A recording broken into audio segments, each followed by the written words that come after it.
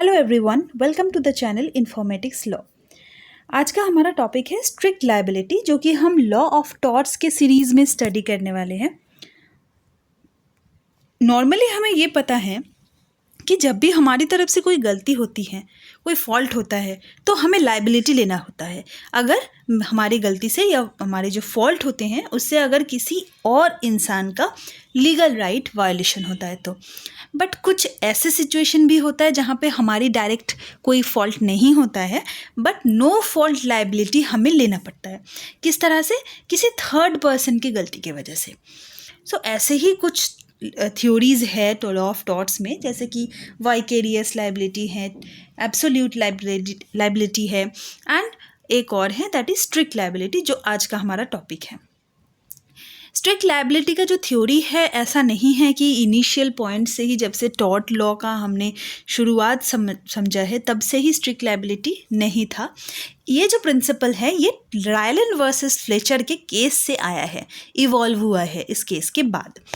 अच्छा, इस केस को जानने के लिए हमें फैक्ट्स पे जाना होगा। सबसे पहले मैं आपको फैक्ट्स बताती हूँ।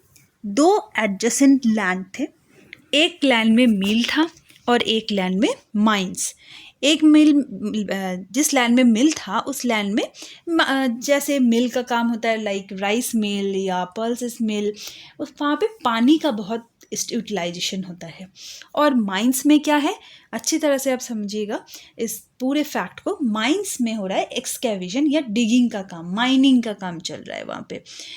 अच्छा, जहाँ पे पानी यानी कि वाटर जो है ये काफ़ी डेंजरस हो जाता है अगर माइंस में पानी चला जाता है तो यानी कि एडजेसेंट लैंड, एक में पानी का ज़रूरत है, वहाँ पे पानी का इस्तेमाल हो रहा है मिल में, और दूसरे में पानी एक डेंजरस थिंग है। ओके, मिल में क्या हुआ कि कुछ रिक्वायरमेंट की वजह से वाटर रिजर्वर की ज़रूरत पड़ी। पानी के ज़्यादा इस्तेमाल होने की वजह से पानी स्टोर करने की ज़रूरत हुई।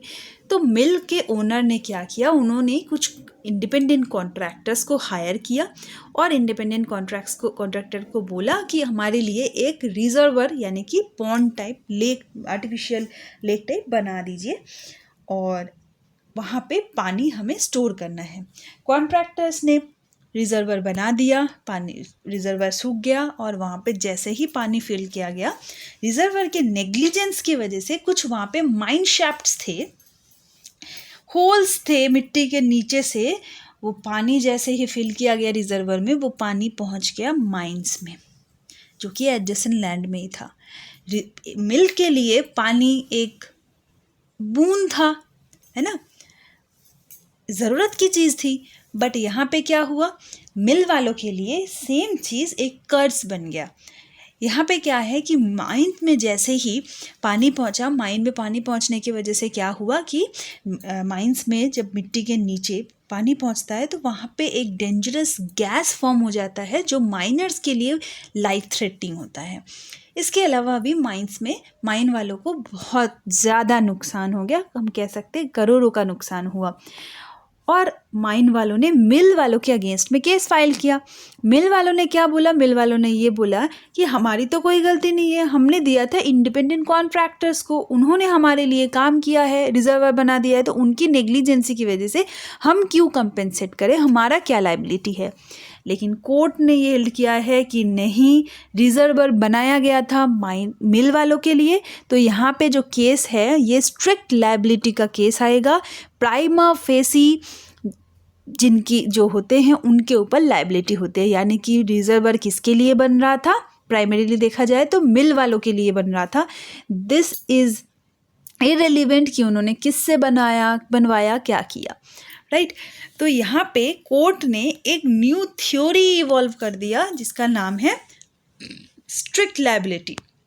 तो स्ट्रिक्ट लायबिलिटी के एसेंशियल्स क्या बोला उन्होंने कि स्ट्रिक्ट लायबिलिटी के अगर कोई भी केस होगा, उस केस को प्रूव करने के लिए हमें 4 चीज़ों पे ध्यान देना है।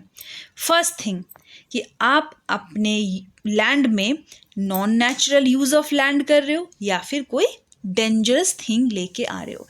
आप बोलोगे मैम हमारा खुद का प्रॉपर्टी है, हमारा खुद का हम ओनर है, तो हमारा नेचुरल राइट है कि we can use our own property, जैसे मर्जी तैसे यूज़ करें। बट अगर आप अपने लैंड में कोई non natural use of land करते हो, लाइक उन्होंने जो रिजर्वर बनवाया था that was not a natural lake और नेचुरल पॉन्ड, ये आर्टिफिशियली बनवाया जा रहा था। ओके, सो आप अपने लैंड में एक non natural use of land कर रहे हो, या फिर आप अपने लैंड में किसी भी डेंजरस थिंग को लेके आ रहे हो। लाइक अगर आपको शौक हुआ मुझे एनाकोंडा पालना है, या मुझे टाइगर पालना है, या मुझे कोई भी डेंजरस या वाइल्ड एनिमल पालना है आपको, और आप पालने लग जाते हो, ठीक है। नेक्स्ट थिंग क्या है? एस्केप।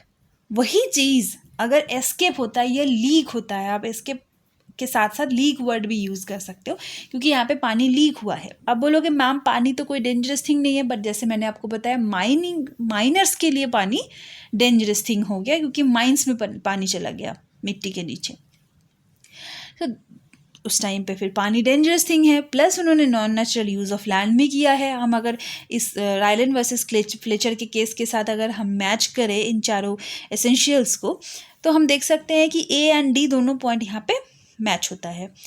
प्लस बी भी होता है कि लीक हुआ है पानी, या फिर एस्केप। अगर मान लीजिए आपने कोई डेंजरस थिंग रखा, कोई एनिमल रखा, वो एस्केप हो गया, और इसके वजह से किसी और को, किसी भी पर्सन को अगर डैमेज होता है, यानी कि लीगल राइट वायलेशन होता है आपके इस अपने ही लैंड में non natural use of land या फिर डेंजरस थिंग रखने की वजह से, और वो भाग गया, एस्केप होके बाहर आ गया या लीक होके बाहर आ गया, और इसके वजह से किसी और इंसान को अगर डैमेज होता है, लीगल राइट वायलेशन होता है, देन हम कह सकते हैं कि आपके ऊपर स्ट्रिक्ट लायबिलिटी का केस बनेगा।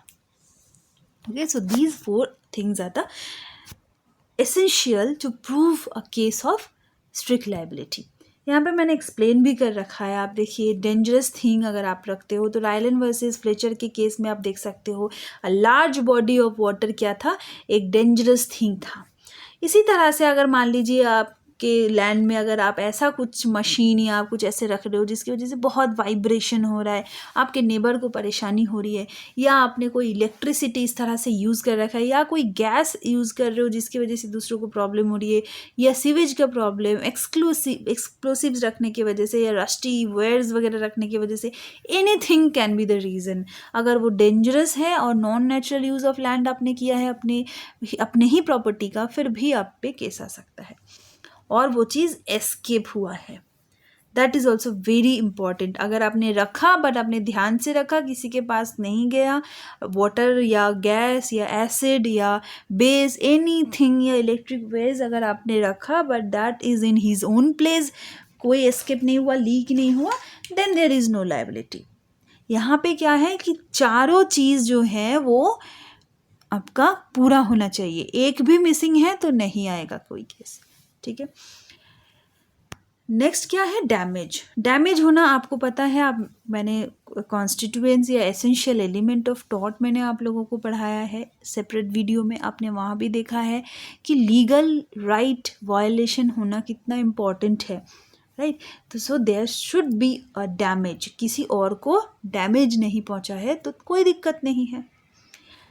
फोर्थ क्या हमने यूज़ किया कि non natural use of land होना चाहिए, कि आपके पास अगर मान लीजिए उस पर्टिकुलर लैंड में अगर हम रायलन वर्सेस फ्लेचर का ही केस देखते हैं, तो वहाँ पे अगर पहले से ही या कोई नेचुरल पॉन्ड या नेचुरल रिजर्वर बना हुआ था, पहले से ही होता अगर बना हुआ, तो कोई इशू नहीं है, मिल वालों के अगेंस्ट में कोई केस नहीं जाता, क्योंकि ये नेचुरल इंसिडेंट होता है, एक एक्ट ऑफ गॉड मान सकते थे हम लोग फिर, है ना। So these are the 4 elements of strict liability. अच्छा, स्ट्रिक्ट लायबिलिटी के केस अगर आपके क्लाइंट पे आ गया तो आप बचाओगे कैसे? देयर आर सम एक्सेप्शंस, जैसे कि अगर क्लेमेंट यानी कि प्लेंटिफ की ही गलती हो, जिसने केस फाइल किया है उन्हीं का अगर गलती हो तो आप बच सकते हो। इस पॉइंट को प्रूव करने के लिए, मतलब इसके सपोर्ट में आप एक केस स्टडी डाल सकते हो। एक केस है पॉन्टिंग वर्सेस नोक्स का। पॉन्टिंग वर्सेस नोक्स के केस में भी एक मतलब एडजेसेंट लैंड की ही बात होती है।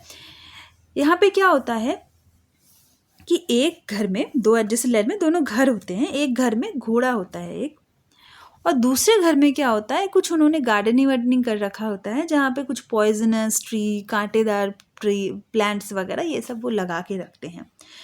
एक दिन क्या होता है कि घोड़ा चला जाता है नेबर के घर में, और वहाँ पे जो गार्डन में मतलब जो पॉइजनस लीव्स वगैरह होता है वो खा लेता है और हॉर्स का मतलब घोड़े का डेथ हो जाता है। घोड़े के मालिक केस फाइल करता है, यानी कि घोड़े के मालिक कौन हुए, वो प्लेंटिफ हुए। तो प्लेंटिफ केस फाइल करते हैं जो कांटेदार या जो पॉइजनस प्लांट के मालिक के अगेंस्ट में। यहाँ पे क्या होता है कि जो पॉइजनस प्लांट है उनके एडवोकेट बहुत अच्छा एक डिफेंस लेते हैं, that is the fault plaintiff's fault और the default of the plaintiff. इस डिफेंस में क्या है कि यहाँ पे प्लेंटिव की गलती है, प्लांट के जगह पे ही है।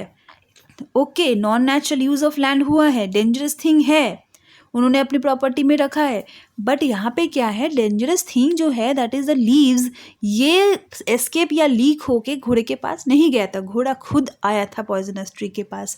इसी वजह से क्या हुआ कि हम कह सकते हैं the plaintiff is the defaulter. यहाँ पे प्लेंटिव का जो घोड़ा है उसने ही एनिमल ट्रेसपासिंग कर लिया, ओके, डिफेंडेंट के लैंड में, ठीक है। तो यहाँ पे हम कह सकते हैं कि this can be a good defence that default of the Clement और प्लेंटिव्स फॉल्ट। आप यहाँ पे पॉन्टिंग वर्सेस नोआक्स का केस रेफर कर सकते हो। नेक्स्ट केस है act of God. The principle of strict liability in law of tort would not be applicable to the cases where damage is cause due to the act of God. जैसे मैंने आपको बताया कि कोई भी natural force से अगर हुआ है, नेचुरल थिंग अगर है, उसके वजह से हैवी रेनफॉल की वजह से प्रॉब्लम हुआ या अर्थक्वेक की वजह से लीक हो गया, इस तरह से अगर किसी भी कुछ भी अगर होता है जहाँ पे एक्ट ऑफ गॉड है, कोई भी नेचुरल कैलामिटी हुआ है या सुपीरियर नेचुरल फोर्स की वजह से कुछ हुआ जहाँ पे ह्यूमन पावर काम नहीं करता है, ऐसे सिचुएशन में एक्ट ऑफ गॉड का हम डिफेंस ले सकते हैं। इसके लिए निकोल्स वर्सेस मार्सलैंड का केस आप रेफर कर सकते हो। इस केस का फैक्ट मैं एक बार आपको बता देती हूँ। यहाँ पे भी एडजेसेंट लैंड होते हैं, दो अगल बगल में घर होता है, एक नॉर्मल हाउस होता है, दूसरे घर में क्या होता है कि एक पूल बना हुआ रहता है, स्विमिंग पूल वो बनवा के रखते हैं। एक बार क्या हुआ कि बहुत एक्स्ट्रा ऑर्डिनरी हेवी रेनफॉल होने की वजह से वो स्विमिंग पूल ओवरफ्लो होके पानी चला गया जो बगल में घर था उनके घर में। उन्होंने केस फाइल किया कि आपने जो पूल के मालिक के अगेंस्ट में कि आपने अपने घर में non natural use of land किया हुआ है और वो लीक होके हमारे घर पे पानी आ गया, तो आपके ऊपर स्ट्रिक्ट लायबिलिटी बनता है। बट इन्होंने सारे प्रूफ देके ये प्रूफ कर दिया कि जो पूल इन्होंने बनवाया वो पूरे प्रिकॉशन के साथ बनवाया है, उस पर्टिकुलर जियोग्राफिकल रीजन में इतनी बारिश कभी नहीं हुई है, this is an extra ordinary rainfall जो कि पहले से फोर्स ही नहीं किया जा सकता था, और it is an act of God जिसमें इंसान का कोई भी हाथ नहीं होता है। इन सारी चीज़ों को प्रूव करके उन्होंने ये डिफेंस लिया था कि एक्ट ऑफ गॉड होने की वजह से उनकी कोई स्ट्रिक्ट लायबिलिटी नहीं बनता है, ओके। इसके अलावा भी कंसेंट ऑफ द प्लेंटिव, जिसको हम लॉ के लैंग्वेज में वॉलेंटी नॉन फिट इंजूरिया कहते हैं, कि अगर प्लेंटिव ने एक्सप्रेसली और इम्प्लाइडली कंसेंट दिया हुआ है, रिस्क लिया है अपने ऊपर, तो वो दूसरों को कभी भी गलत नहीं ठहरा सकता है। तो this is the volenti non fit injuria. मैं जनरल एक्सेप्शंस में आपको इसमें वॉलेंटी नॉन फिट इंजूरिया के लिए और एक्सप्लेन करके और केस स्टडी के साथ मैं वैसे भी पढ़ाने वाली हूँ, इस पर मैं इसलिए वीडियो को और एक्सटेंड नहीं कर रही हूँ। D, statutory authority. Statutory authority को भी मैं जनरल एक्सेप्शन में और अच्छे से आपको डिटेली स्टडी करवाऊंगी, इसी वजह से मैं बहुत लेंदी नहीं करूंगी, बस इस पे आपको इतना पता होना चाहिए कि स्टैट्यूटरी अथॉरिटी मीन्स अगर किसी पर्सन को लॉ ने यानी कि स्टैट्यूट ने कोई भी एम्पावर देके एम्पावर किया हुआ है, तो उनके पास राइट रहता है कि वो कोई भी एक्शन इस तरह से ले सकते हैं, इसके लिए कोई स्ट्रिक्ट लायबिलिटी नहीं आएगा। फॉर एग्जांपल रेलवे अथॉरिटी या एयरपोर्ट अथॉरिटी या पुलिस वाले मान लो, उनके पास स्टैट्यूटरी अथॉरिटी होते हैं, ये लॉ ने उनको एम्पावर किया हुआ है, ठीक है। तो जो गवर्नमेंट एजेंसीज होते हैं उनको हम स्ट्रिक्टली लायबल नहीं करते हैं, basically the thing is that. तो दीज आर सम एक्सेप्शंस जहाँ पे हम लोग स्ट्रिक्ट लायबिलिटी को स्टडी करते हैं, मतलब एक्सेप्शंस के अकॉर्डिंग स्टडी करते हैं स्ट्रिक्ट लायबिलिटी के केस में। इसके अलावा एक्ट ऑफ थर्ड पार्टी, मान लीजिए कि रायलैंड वर्सेस फ्लेचर के केस का ही हम बात करते हैं, कोई अगर स्ट्रेंजर आके या कोई भी थर्ड पार्टी आके अगर लीक कर आके जाता, तो यहाँ पे ऑब्वियस बात है कि प्लेंटिव डिफेंडेंट किसी की भी गलती नहीं होती, यहाँ पे एक्ट ऑफ स्ट्रेंजर हो जाता, प्लेंटिव सॉरी डिफेंडेंट बच सकता था इस डिफेंस को लेके, बट यहाँ पे ऐसा कुछ नहीं हुआ था। इसके लिए एक केस यहाँ पे रेफर किया हुआ है, आप देख लीजिएगा, जहाँ पे क्या होता है, स्ट्रेंजर ब्लॉक कर देता है वाटर पाइपलाइन को। यहाँ पे डिफेंडेंट का कोई भी गलती नहीं होती है, ना ही उनके कंट्रोल में होता है चीज़ें। एंड इसके साथ साथ एक और डिफेंस है हमारे पास, दैट इज कॉमन बेनिफिट। अगर मान लीजिए कुछ ऐसा डिसीजन या कुछ ऐसा वर्क जिसमें प्लेंटिफ और डिफेंडेंट दोनों को ही बेनिफिट मिलता है, इस तरह से अगर कोई भी एक्ट और ओमिशन हो रहा है जहाँ पे प्लेंटिफ और डिफेंडेंट दोनों को बेनिफिट मिल रहा है, वहाँ पे कभी भी प्लेंटिफ डिफेंडेंट को स्ट्रिक्ट लाइबिलिटी के केस में फंसा नहीं पाएगा। यहाँ पे डिफेंडेंट के पास बिल्कुल एक एक्सेप्शन होता है कि this is a case of common benefit. यहाँ पे बॉक्स वर्सेस जॉब का एक केस रेफर किया हुआ है, आप देख लीजिए। ये एक कॉमन बेनिफिट का केस है जहाँ पे दोनों पार्टी बेनिफिटेड होते हैं कोई भी एक पर्टिकुलर एक्ट की वजह से, बिकॉज दोनों पार्टी ही बेनिफिटेड हो रहे हैं। यहाँ पे कोई भी एक पार्टी आके कभी भी कोई भी एक छोटा लॉस ज़्यादा हो गया है, मान लीजिए किसी एक पार्टी को थोड़ा ज़्यादा लॉस हुआ है या ज़्यादा किसी को प्रॉफिट मिल गया, इस चक्कर में कभी भी ये नहीं हो सकता है कि दूसरा पार्टी आके केस फाइल करे कि हाँ इनके वजह से हमारा थोड़ा बहुत लॉस हुआ है या ज़्यादा प्रॉफिट नहीं हो पाया। ऐसा केस नहीं हो सकता है, या होगा भी तो डिपेंडेंट के पास एक अच्छा डिफेंस मिल जाएगा कॉमन बेनिफिट का। So these are some exceptions in strict liability case. So this is that. और बाकी अगर कोई भी आपको डाउट होता है स्ट्रिक्ट लायबिलिटी से रिलेटेड, आप प्लीज़ कमेंट सेक्शन में बताइएगा। मैं डाउट क्लियरिंग सेशन एक रखूँगी, Q&A का सेशन, मैं उस सेशन में जाके आपको सारे डाउट्स क्लियर कर दूँगी। और अगर आपको लगता है कि कोई भी स्पेशल टॉपिक पे आपको वीडियो चाहिए, मुझे आप रिक्वेस्ट कर सकते हो, अब मैं उस टॉपिक पे as soon as possible video बना दूंगी। जैसे कि आप जानते हो कि ये चैनल मैंने स्पेशली बनाए हैं BLLB एंड LLB स्टूडेंट्स के एग्ज़ाम प्रिपरेशन के पर्पस में। इसलिए अगर कोई भी सब्जेक्ट अगर आपको लगता है कि आपको उस सब्जेक्ट में playlist as soon as possible चाहिए तो मुझे आप बता दीजिएगा। ऑल्दो मैं बनाने वाली हूँ एक एक करके सारे वीडियो जो भी आपके सब्जेक्ट्स होते हैं सिलेबस में, उसी के अकॉर्डिंग वीडियोस बनाने की प्लेलिस्ट बनने ही वाला है। मतलब सारे एक एक करके मैंने टॉट से स्टार्ट किया है, अदर सब्जेक्ट्स के भी आने वाला है। जैसे फर्स्ट सेमेस्टर का मैं अभी कर रही हूँ, then I will start with the third semester as well. Thank you for watching the video till now. Subscribe for more updates.